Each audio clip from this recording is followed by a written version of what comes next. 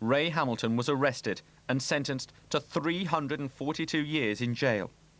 After a second trial for murder, he was sent to the electric chair.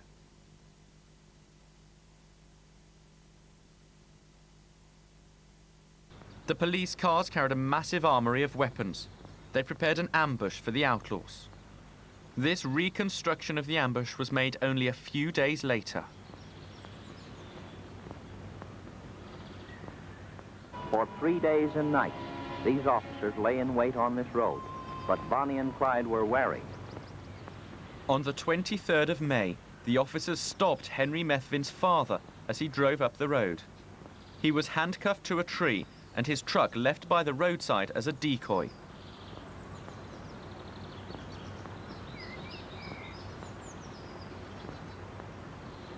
On the third day, a tan-coloured Ford V8 turned into the road. It looks like the car, fellas. The police recognised Clyde as the driver.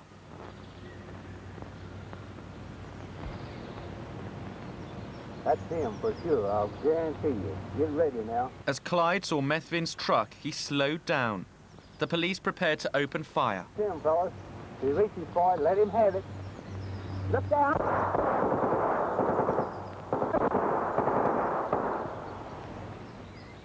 The car stopped, riddled with bullets. This film, taken just a few minutes after the shooting, is not a reconstruction.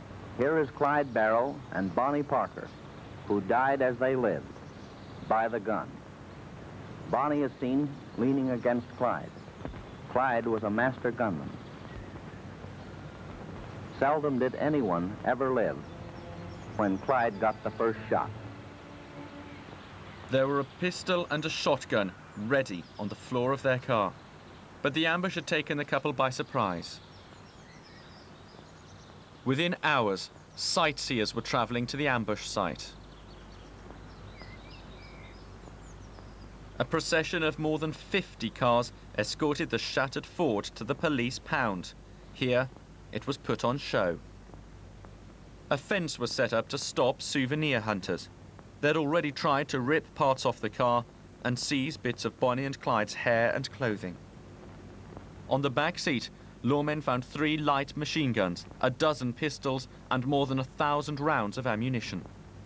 Bonnie and Clyde had had no chance to return fire at the ambush, but both of them had guns close to hand. 107 rounds had been pumped into the car in less than 2 minutes. Their bodies had been riddled with about 50 bullets each. The bodies of Bonnie and Clyde were displayed to prove that they really were dead. Bonnie was visited by 40,000 people, Clyde by some 30,000. Frank Hamer and the men who'd hunted down the couple became national heroes. There was chaos at the Arcadia funeral home when people rushed to see the famous corpses. Clyde's coat was exhibited. It had 40 bullet holes from the ambush. His gun was also shown. Close examination showed that it had 7 notches, 1 for each man he had murdered.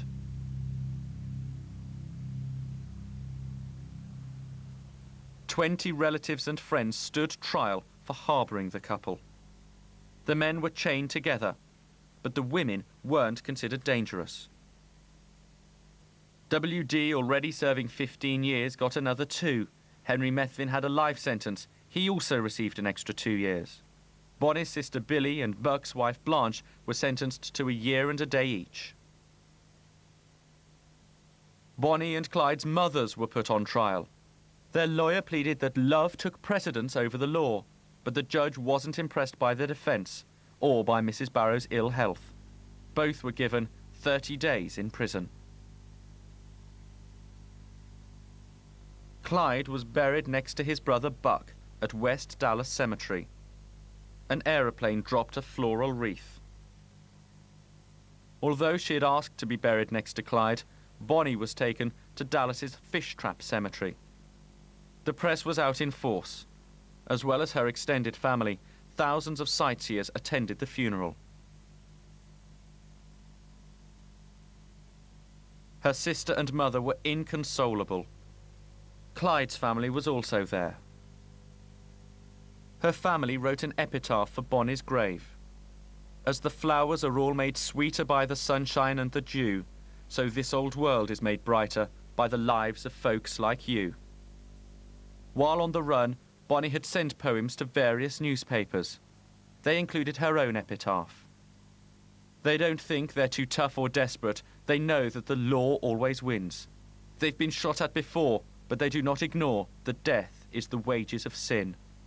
Someday they'll go down together, and they'll bury them side by side. To few it'll be grief, to the law a relief, but it's death for Bonnie and Clyde.